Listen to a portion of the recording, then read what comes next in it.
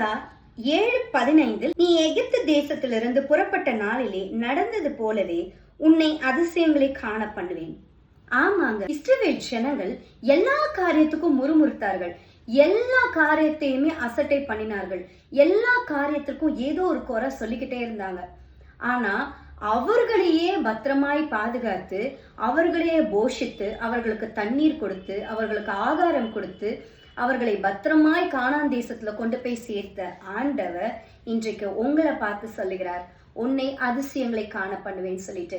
இன்றைக்கு உங்க வாழ்க்கையில நீங்க கஷ்டமா இருக்கு, போராட்டத்துல இருக்கேன், பினான்சஸ்ல ரொம்ப கவலையா இருக்கேன், என்னால முன்னேறவே முடியல அப்படின்னு நினைச்சிட்டு இருந்தீங்களா?